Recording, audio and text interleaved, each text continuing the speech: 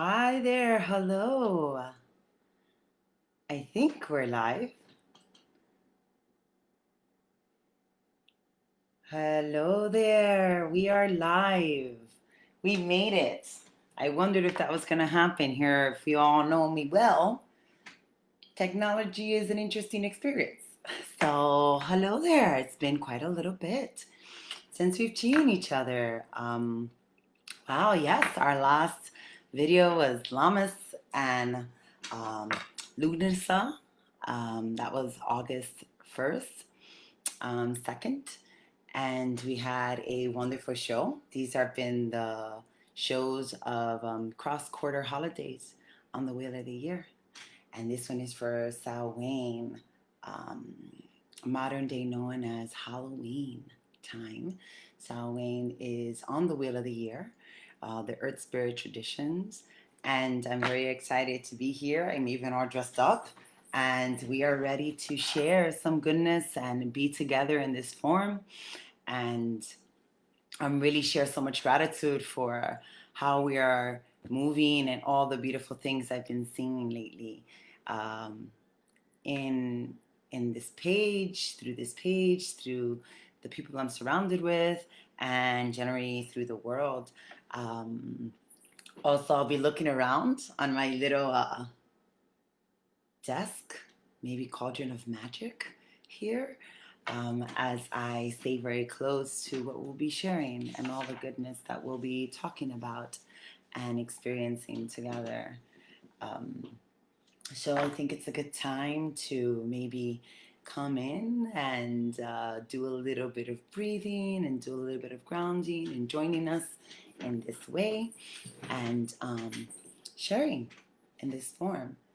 So to collect our energy and to really bring us in to all that is in this time and in this sacred form, allow us to close our eyes and just breathe. Let us breathe.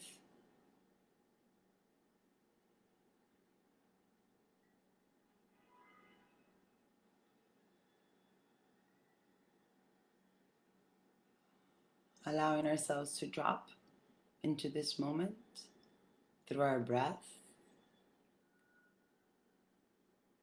Allowing our regular breath to show itself, to present itself, and moving little by little into depths of breath. Inhaling and exhaling. Wherever you are, however you are, allowing yourself to give breath to your body in this form.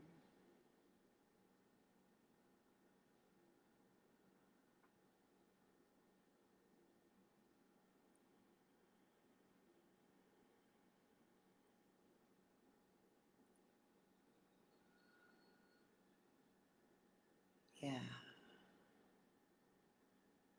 Continuing this easing breath, clarifying breath, allowing ourselves to see with our first eye, known as the third eye, spirit eyes. See ourselves around the fire. Fire is the element that will take us through this time. Around a large fire, full with other people, other humans, males, females,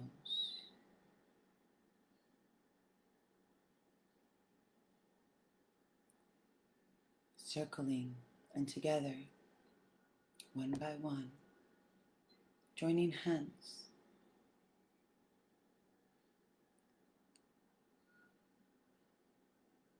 joining hands, feeling the warmth or the coolness of the one beside you on either side.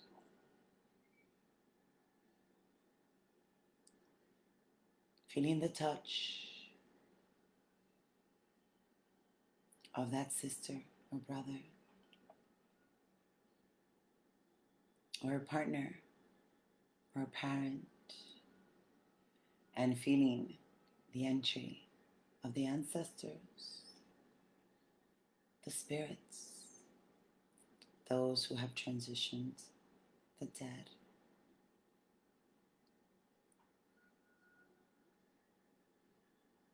Allowing your feet to ground as you hold the hand of the human beside you. And as you feel the presence of divinity inside you and spirits that guide you, they are with us. Around this fire, this smoke purifying, uniting us and joining us, and all that is dying, surrendering it forth, so all that is being rebirthed through will bring us through this portal of the darkness into the truth.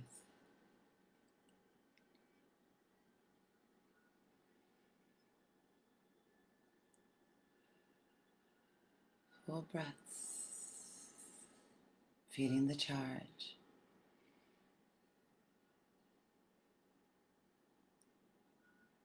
Slowly thanking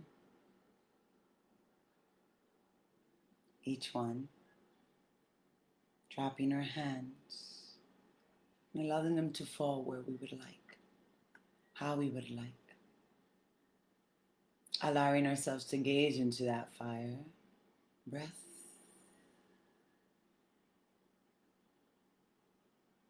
and allowing ourselves to slowly return to this space and time, to bring that energy with us of time of no time, the thinning of the veil, the freedom of the veil, into this now, presently so. Deep breath in, exhale out,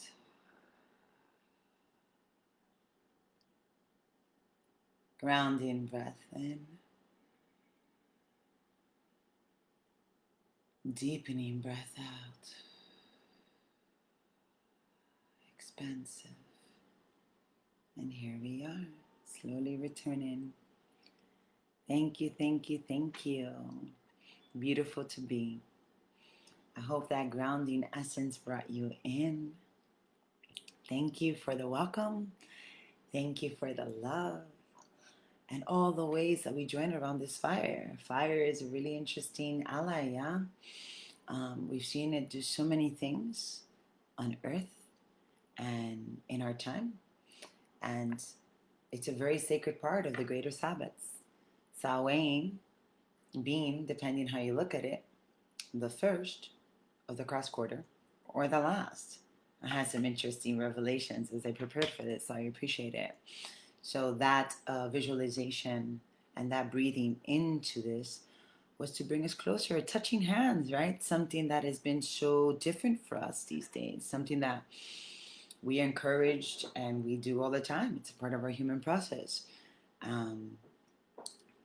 Fascinating to bring us into the circle of knowing and returning and remembering. So this world now, where are we?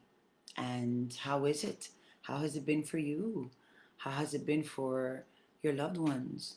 The people who are in your tight-knit circles that we're seeing much more of, and the ones that are expansive and that we're seeing and connecting with in different ways.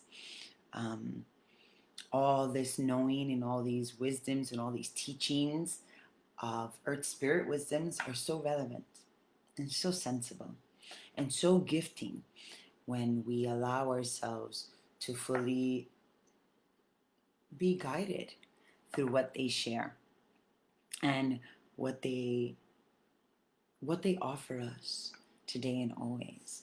So there's a lot of changes. We're here in New Jersey, and that's my home. And it's very connected to New York and Connecticut and Pennsylvania and all of the Eastern Coast, where we're very much aligned with a lot of the things that occur. And as we go into this dark time, it's definitely producing a sense of heightened experiences, mental and emotional manifestations that often take us to spiral and often take us into whirlwinds of of worry and distress, right? And so when we allow ourselves to use these, and I look down because these are where the papers are, um, or even just to look out the window, right? That's the best teacher. Then we really allow ourselves to experience these realities that we're healing through and that we're ascending through and we're evolving through. So I hope that the relevance of today and of these medicine ways bring the relevance back into our life to understand that this is a process. Like all cycles and all processes, like day and night, um, like sun and moon, um, like seeding, rooting, grounding, and expanding, this too is that. And we use these cycles to coordinate us into what we know. So, earth spirit, medicine, and wisdom. And why? Why and how, right? And so it's sensibility and ability to bring us closer to our knowing and our depths and our understanding. And here, it's felt like for the first time in a while that we actually had a fall season. We've been in, I've been a little bit more aware of these seasonal changes, and it was much more pronounced as my cohorts was growing, and it kind of dropped and changed as we went through some earth changes, um, and climates and weather shifts. And now, for the first time in a while, it's been really present. We had a beautiful change of colors here, and we're still in it. We're having some bright hues and really the Fae, which we'll talk about, are really showing their golden ways and their illuminated essences and their royalty through the trees, through the leaves, through those that are flowering late in the northeast. Like we have our witch hazel who flowers now. We have the bittersweet who flowers now. We have the beautiful berries that come out and that show themselves and allow themselves to be present as we prepare for this dark, deep winter. So that sensibility, right, allows us to connect with the sensibility within us. So when I follow these traditions, and we'll talk a little bit about the wheel of the year, even create a little wheel of the year here, we really understand our processes in another way. There's a strong grounding and centering into the core of the human that aligns with the being that it inhabits, which in this place is Gaia, right? Earth, known popularly, the planet, right? And so when I continue to follow these ways, then they create the sensibility within me. And that sensibility within me can open me to all that I'm doing. And it really can support the process of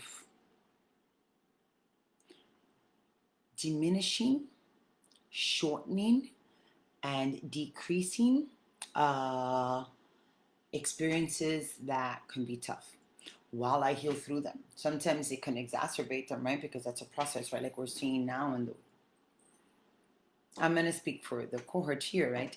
We're seeing now an exacerbation here of those mental and emotional ills throughout this whole time since our last video, which was in August for Lunasa, and then in Baltana, which is the exact 6 month, right? It's the cross that sits here, right?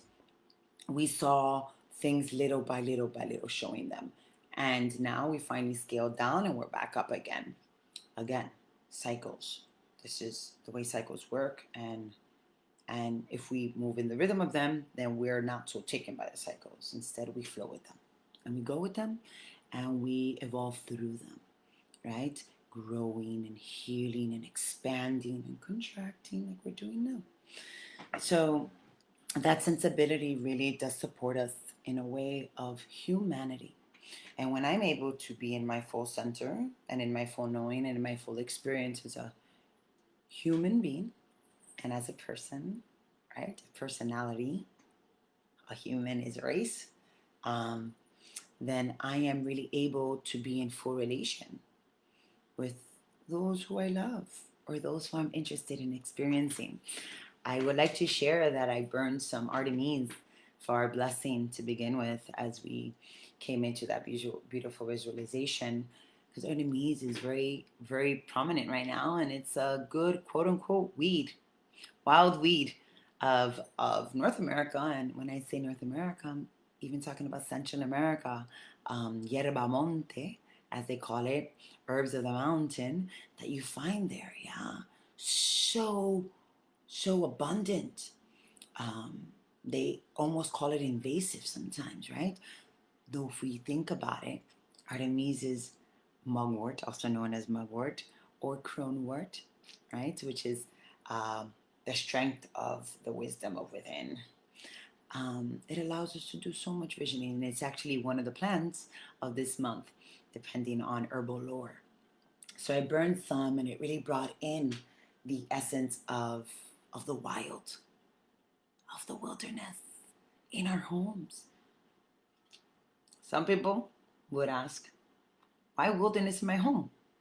Well, because wilderness in my home brings me back to the wilderness within me and into the wilderness that will take me through so I can be free, so I can go home.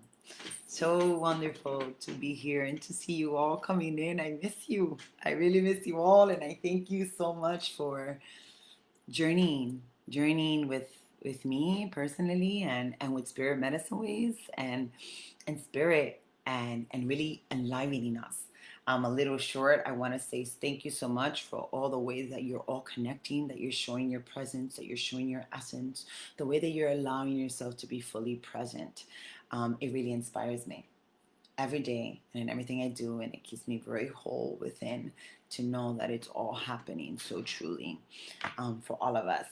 So, one of the things of these ways is that they're pre-human, and Earth Spirit Wisdom came way before the humans. We just gave it that name.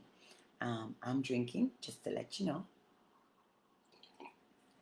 in my high school cup. Yeah, that's true. I do those type of things. I keep a lot of things. Well, not that many, but maybe a little bit too much. I'm drinking cinnamon. Cinnamon is a beautiful warmer for now. It's not one of the herbal allies that we'll talk about to support us through, but it is one that I drink freely at this time, and it really supports moderating of our sugar, a harmonizing and an aligning of the way that the sugar and the inulin works in our body, which at these times in the cold times, we tend to go for the grains. So when we're going for the grains, which is very wise, I am a grainy kind of girl, go for those good, healthy whole grains, right? Because they can really elevate our sugars. And our sugars are great, and they need to do their health, right? Because they give us energy and they support us, but we want it out in alignment. And when it's out of alignment, a lot of things can happen, right? Our liver is not producing it in a way that is in its highest integrity and in its best form, which it can do. We all can have healthy processes. So it's also really good for warming the heart and really bringing us deeply into the knowing of our warmth, our personal warmth. I love cinnamon, and it's used a lot in herbal lore, and Latinos, we use it very, very much in also supporting with moon wisdom, also supporting with moon processes. I'm hoping that you're hearing me clearly, and that the outside noise doesn't impact you. So I just want to share a little bit about ese tececito that we're drinking today. Um, so these pre-human wisdom as earth spirit wisdoms and the natural rhythm. And so that return to kind of the fall being present here, I heard it as a callback. I heard it as an opportunity for us to remember all that we are and to be free of forgetting. Um, there's a saying that goes, forgive but don't forget. Well, it's so healing when we can remember all the aspects, because when I move them through and heal them, right, I don't necessarily turn around. I don't return so often to relive the new experiences. So this callback with what's happening in nature, to the fact that the New Jersey feels like it's really experiencing a fall, I hear it as a callback to remember. So, Samhain, what is it? We know it as present day Halloween, as I said earlier. Um, Samhain, depending how you pronounce it. And how do you celebrate it? And why is it so important to us?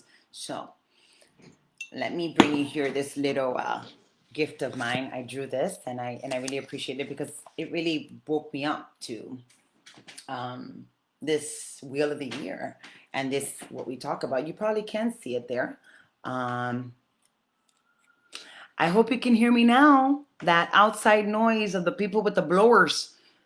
Please tell me if it's better. I hired my volume completely. Um, so this is my wheel of the year. You can't see it, but I will happily take a picture. There you go. Me and these side things. And so just to give you an idea, right? I wanted to do this because it's hard for me to find a wheel of the year that talks about it. So right here, right, you're going to see that Samhain. Right here, let me make sure that I'm pointing correctly because I'm good for it. There we go. Yes, you're going to see Beltana right there. And now we're in Samhain. And Samhain is across from Beltana. When I saw this, I said, wow, I've been treating Samhain as the last cross-quarter holiday because I was following the Gregorian way where Imbolc begins. So we've been working on the cross-quarter holidays, which are considered the greater Sabbats of the Wheel of the Year or Earth Spirit traditions. Often people will call them Wiccas or pagan traditions. I really appreciate the idea of Earth Spirit because I found that really supports almost all. Here, I'm fixing that a little crazy here. That's what happens with the grays. That it really supports the cross between all the ways of seeing. So, Samhain is actually the first greater Sabbath, and it's considered the new year of the Earth Spirit traditions. Some people will often call it the Witch's New Year, and we'll talk a little bit about that word witch.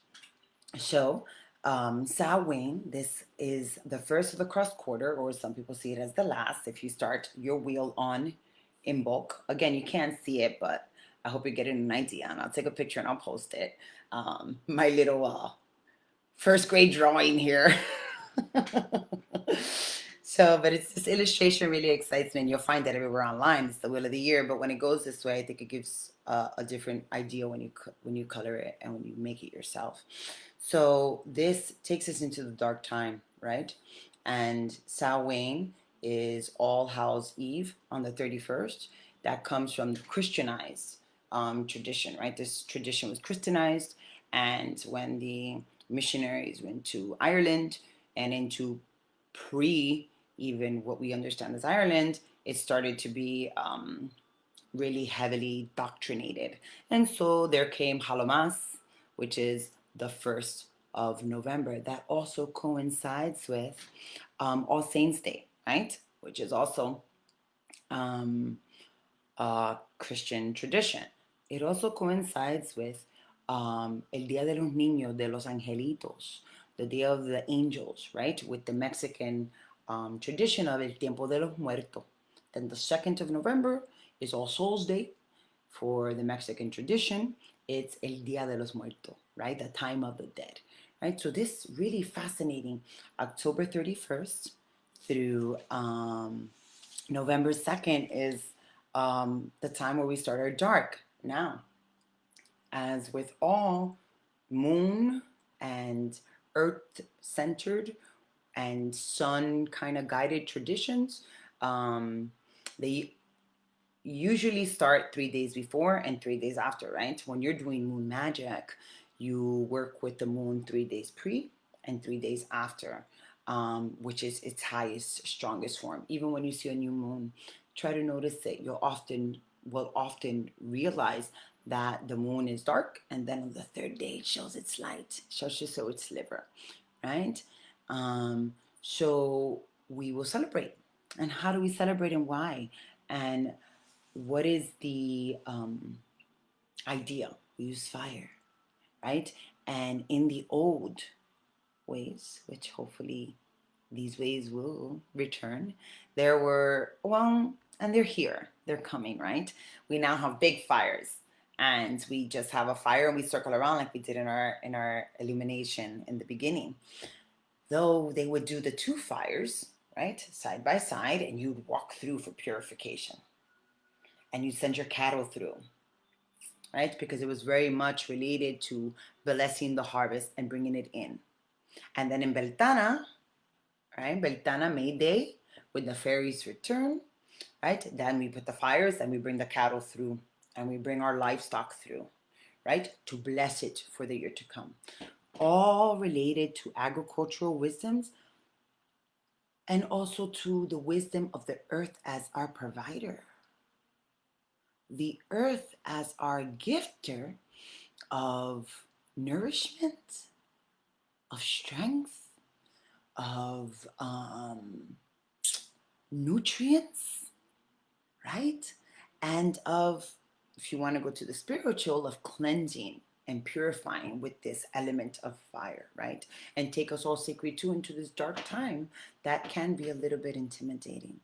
So we celebrate with the element of fire and we use it to work towards that purification, but also it's a time of divination and it's a time of scrying through the fire or through the smoke, foretelling for our new year, right? All these fun, sacred, yet really natural tools for us and all that we are, right? Also, it's a time of the dead. And often that could be a little bit intense, the time of the dead, especially right now. And I've been secretly waiting, maybe not so secretly, waiting to be able to talk about death in an appropriate time, because there has been such a multitude of death in the world, the human world, that it's been really jarring to even mention it. This Samhain is a time where we honor our dead. It's a time where we allow the dead to guide us. It's a time where we allow to recognize that dead and spirits are with us always, and at this time, because it's dark, it's heightened, right? And the heightening of it is a way for us to commune with them, because that thinning of the veil, which is now, I would say, almost completely thinned all the time, but still with the height of its thinness, of its thinning at this time of the dark time, right? So we use that cauldron of light to talk with them and commune with them and to be guided by them. So we also have an opportunity to work with the invisible realms in ways that are really affordable in the dark time, right? And we use these ways to understand that death is a process of life. And it's a communion that we have with Great Spirit and Spirit, the divine, however we shall call it. And in every tradition and in every religion, death is a part of life. And we know death leads to rebirth and to the understanding that we will return in some form. And so when we do this work with Samhain, right, the divination, and we allow ourselves to prepare, then we're able to honor this process of death as a natural aspect of life. And the more that we work with these traditions, and the more that we work with the Wheel of the Year, Samhain starts now, right? And then we move to Yule, the solstice, winter solstice, the 21st. Yule is from the 21st until January 1. And then we go to Imbolg, which is February 1, February 2. And then we go to a March equinox, which is Ostara, the spring equinox, March 20, right?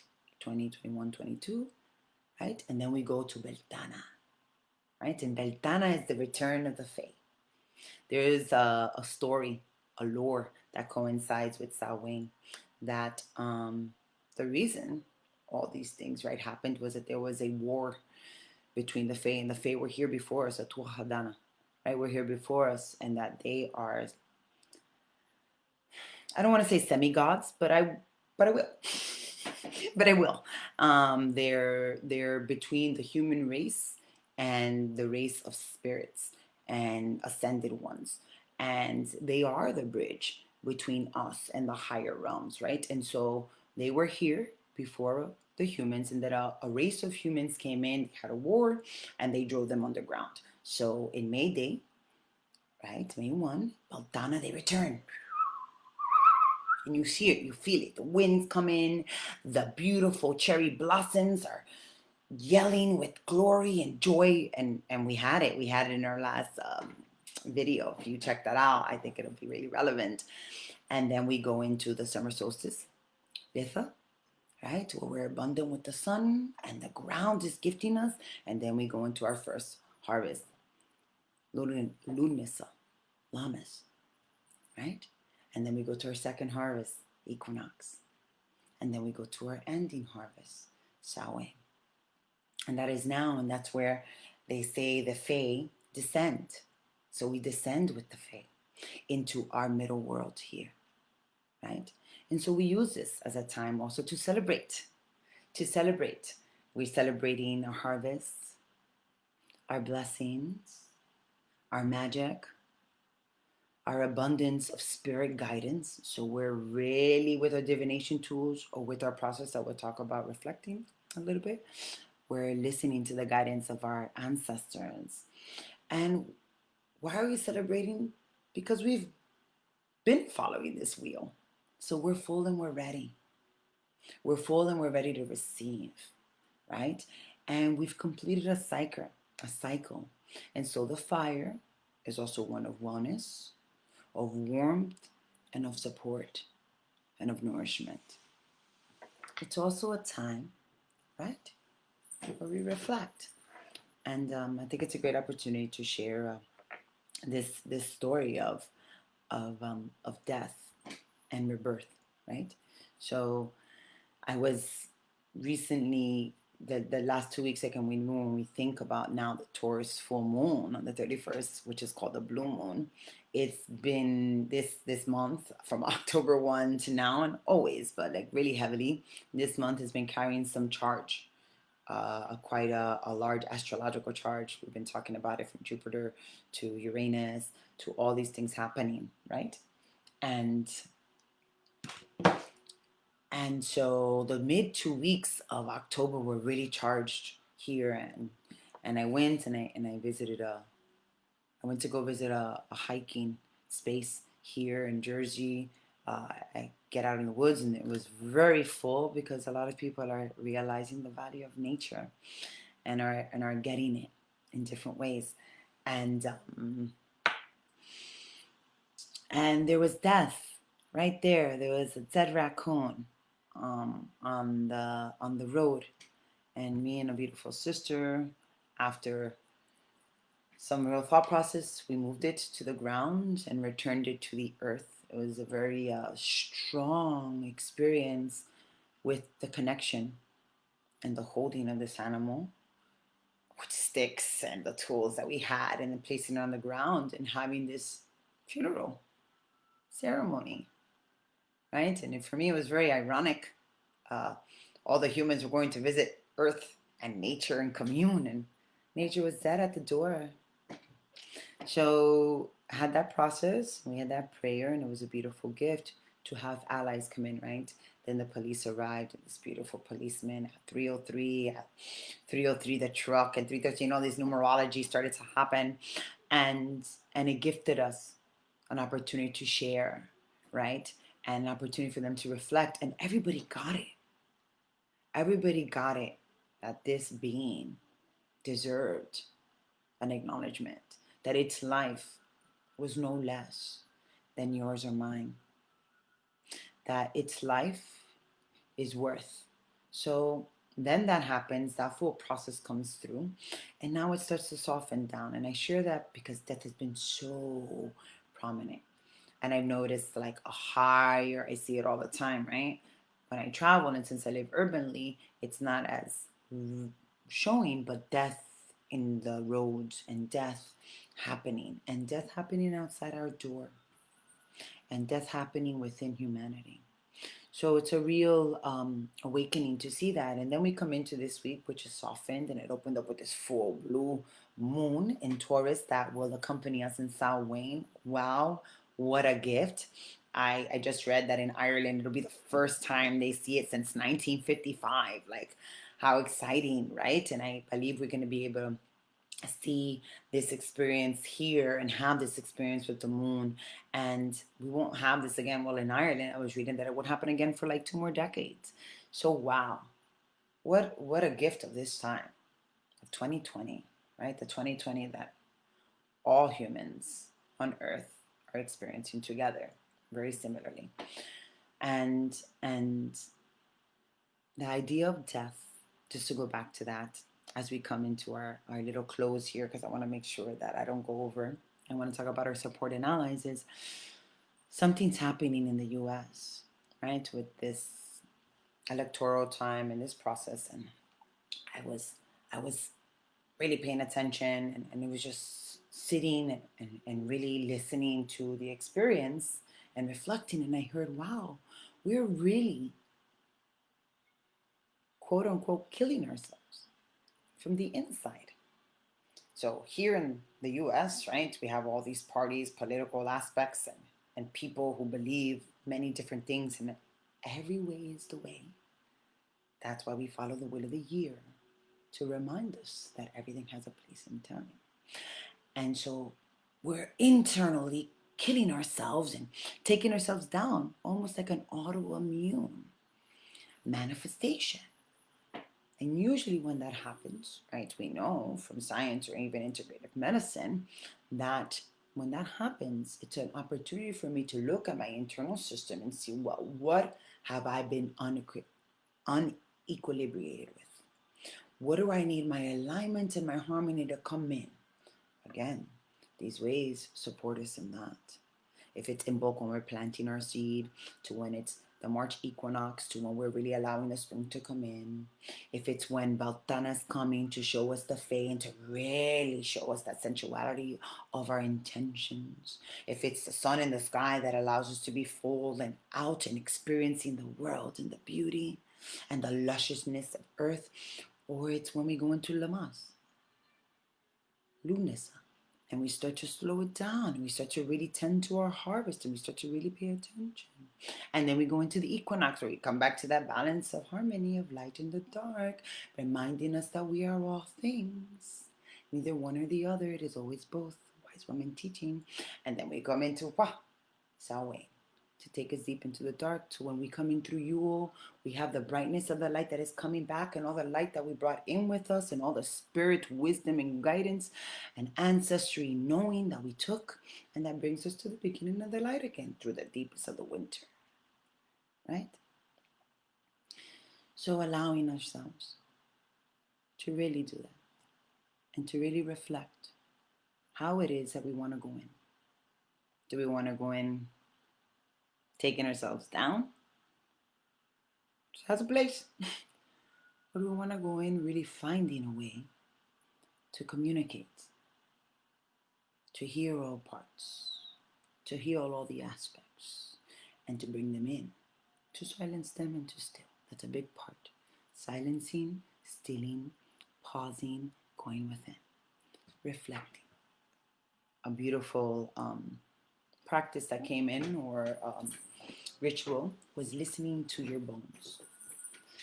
In old traditions, very native traditions, African traditions, bone throwing, shagada, right? Throwing the hueso, throwing the bones, and reading them is very, very common and very accurate. Now we can do that. It's listening to my bones. So I put in a question, or I pose a thought, or I go in with my mind, which is a number one leader, and I sit in a meditative experience, a meditative place. I allow myself to connect with my breathing. I set up my altar, however that looks, or I just even sit down plainly as day. I love to work with natural elements, as we can see behind me, and bring them into the home. Whatever flows, we still and we quiet. And we allow this question or reflection or need for guidance to move through my body, through my bones. And I see it moving through my bones. And I watch it. And I let my bones talk to me as if I was throwing right to the bones. And you'll hear it and you'll feel it as it moves through. So listen to your bones. And then I like always this process to follow with automatic writing. And automatic writing isn't like, oh, let me see. No. It is write automatically. No thinking. Free of thought and full of process. So we just write. Let our bones speak. They know so well. Like the roots, like the trees, like the bones and the stones of the earth. Never lie. Always let us know. So I want to talk about two supportive allies. We got some medicina of crow, and we got some medicina of burdock. So crow medicine is a good time to practice. I won't go too deep into these, but crow medicine, it's known as sacred law, and it is the bird of now. Raven is also the bird of now. I would also put owl, but it comes later. So crow medicine often comes to us to help us see what is looking to change, what is looking to transition, right? I had a parent. Crows have been very, very present in our space around here. And so I had a parent, when it was really coming crow and really following the wisdom of sacred law and change, tell me that they were very concerned because crow was following them. And they come from very old beliefs that have turned crow to something scary and death-defying, right? Because Christianity brought a lot of these villainizing of the word crow, the word witch, and we're returning their truth and their wisdoms and their power. And so this parent is telling me, and I, always keep it in check because this is another part of my practice. And I said, well, crow's a good friend of mine. And it often comes to help us see what wants to die. And they were going through a very big process, her and her partner. And her partner was seeing them in groups. Collectives, crows like to hang out together. And sure enough, they went through quite a significant change relationally. And that was that experience of change. It is an omen of change, and I want to read you just a very simple passage because I love it. And it's from the book of the medicine cards. It's a phenomenal book. It's a phenomenal set. I invite everybody, and let's get to through my beautiful friends. A very dear medicine sister. Human law is not the same as sacred law. More so than any other medicine, Crow sees that the physical world and even the spiritual world, as humanity interprets them, are an illusion. Great Spirit is within all. Crow is an omen of change. Crow lives in the void and has no sense of time. Time of no time. The ancient chiefs tell us that Crow sees simultaneously the three fates: past, present, future. Crow merges light and darkness, seeing both inner and outer reality. So I hope that alone, that little support, reminds us to work with crow medicine. And there's many ways to work with crow medicine. You can even add crow medicine into your listening of the bones, reflection. I hope that supports a tea and an ally in their herbs, aside from cinnamon, which is a beautiful ally, but one that I really was hearing very strongly for us was burdock. Burdock ain't no easy one. Them docs are some strong beings, but they're strong because they bring us in strength and guidance and a wisdom that is profoundly grounding and centering for our bones and for our being. It's like, um, oh, I can't even. It's like bone soup all the time. And I'm a vegetarian, right? So, but bone broths are very helpful and very healing and very gifting to our being. So, burdock is a bear medicine. Also, some people associate it with wolf. I'm going to go with bear because that's how I've always understood it and that's how it's come to me. And it really supports the entire wellness. And right now, bear will come in January for us. Though really learning this plant, it's a burdock root, and I invite anyone who's going to work with this, right, to learn it. And how do we learn plants in the wise woman tradition? Well, you all know out there we sit with the plants. We talk to the plants. They're great teachers. That's why we have so many beautiful human teachers. They've ingested the plants, and then the plants speak to them. So burdock, with its strengthening grounding quality, is also so immune supportive, but like really poised, right? Really leveled. So it can exacerbate things. It can bring from the depths up. So that's why I invite us to listen to it and use it as a soft tea, then move it into an infusion. And then when we get into our heavy winter months, here in the Northeast, December, January, February, we drink it more. So we start with like a cup a day, a cup every 3 days, a few times a week. Really know this medicine. I tell you a cute, good story. I had red raspberry and oat straw in the fridge for womb, like mind, centering, support, calming, warming, moistening, as well as really supporting the uterus and the strength of the woman. And I had it in there, and my sister, who I live with, had burdock with some dandelion root. Those are powerful allies, yeah? And I drank it. And I said, goodness, this red raspberry oat straw tastes so nourishing. And it's very different. It's not to say that it's not nourishing, but it's a whole different experience. I was like, wow, this is amazing. Then I said, oh my goodness, I think I'm drinking the burdock. Because burdock has an ability to level you out. So it's really good. Susan Weed writes about it in oh, Healing Wise, her series, writes about it that it's very good when you're doing dietain, when you're doing any type of fasting. It doesn't allow the sugars or the bacteria to go astray in our belly. So it supports us. It's like a full meal.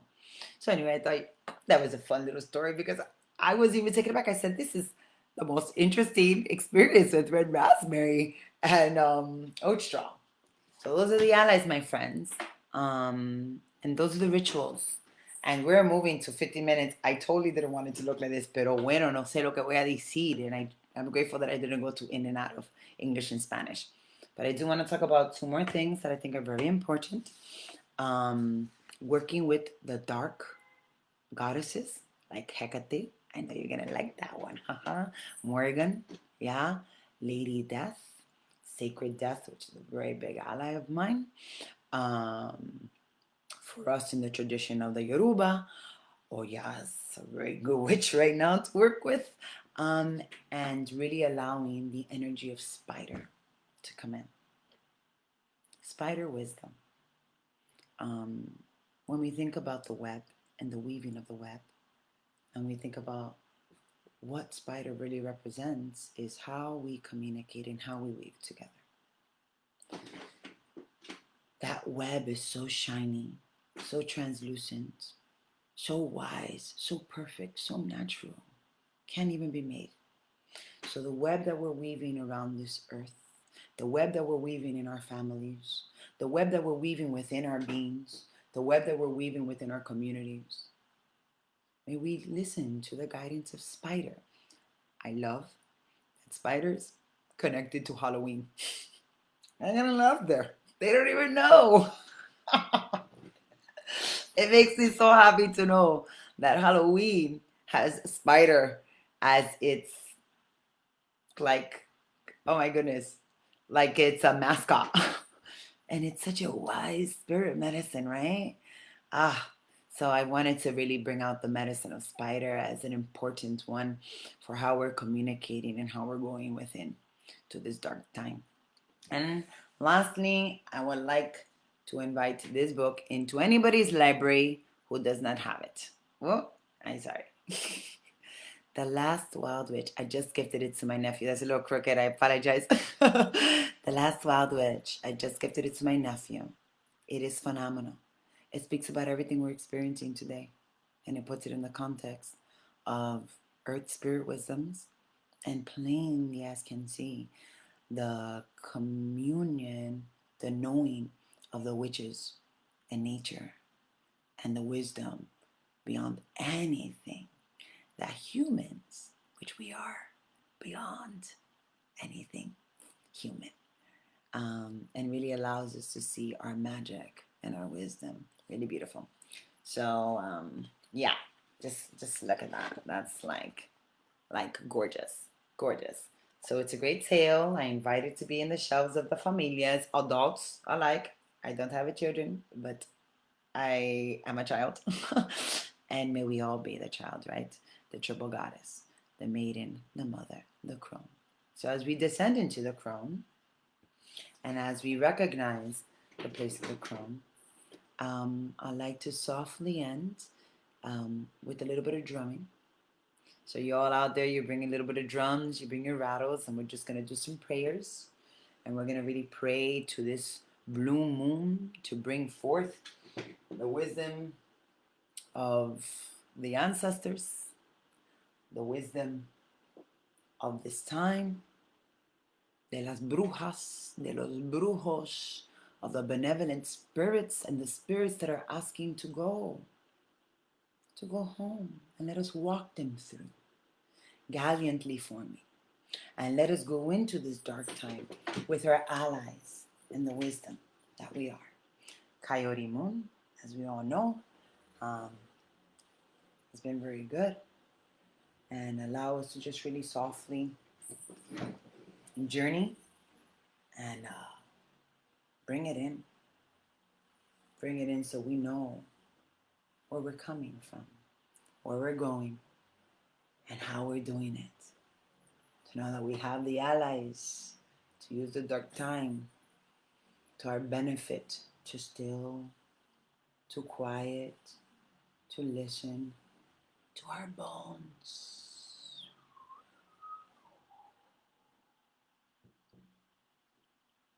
Crow is here and scattered away the pigeons. I love it. Ahí está, cuervo.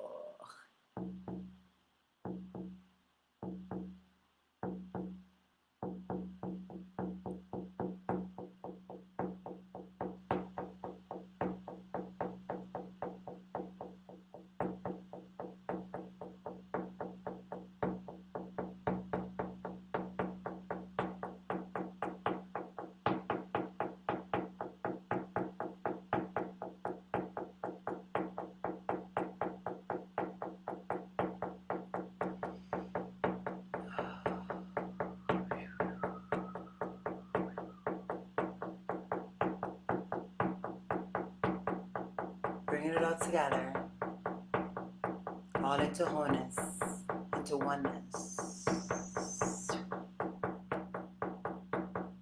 Moving through, entering the darkness. From a place of strength, surrender. Open for guidance and the light that came from the sun. With the warmth of the fires, bringing it home, everyone.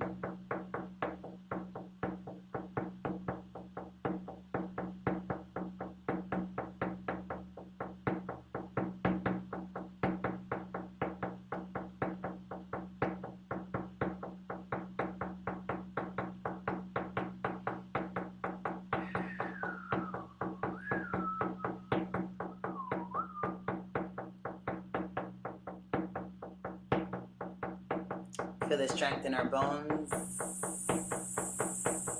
wisdom in our minds, freedom in our souls, love of the divine.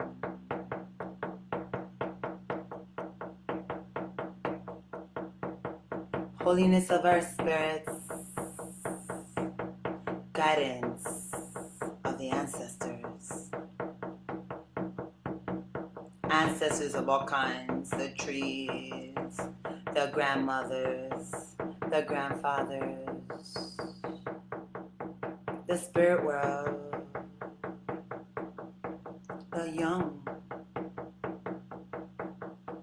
the old, time of the crone, sacred death.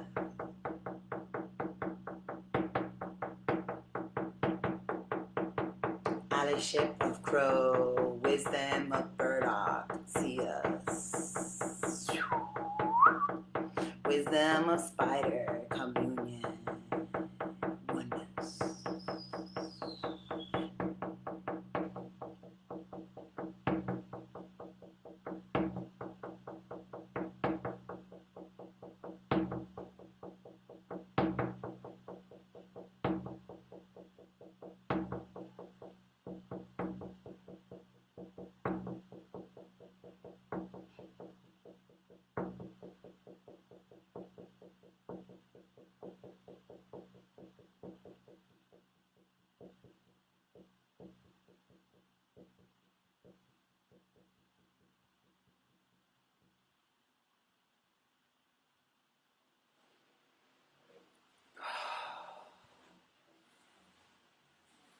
That's the first time 2020 has brought us a family of crows. First time in my life. I've been in this house for a long time and in this area. Urban area. The homie has gotten more area. And crows sounded off. That sacred law is such a wise law. May it follow us into the darkness. May we remember that Yule is around the corner and the light will always return. And may this all gift us in many forms. Thank you so much for being here, for sharing with us. This will be uploaded to YouTube. This will be hopefully put on the Instagram, IGTV. These are like big words for me. Hopefully they'll be in all these sources, but they totally will be on YouTube. That I will be able to do. Gratitude. I love you. Deep reverence. Blessed Samhain, and blessed time of the dead, and blessed time of the ancestors, and blessed time of the crone. May all these wisdoms take you in. I look very much forward to seeing you all again soon. Oha, Mateo, and so it is. Blessed be.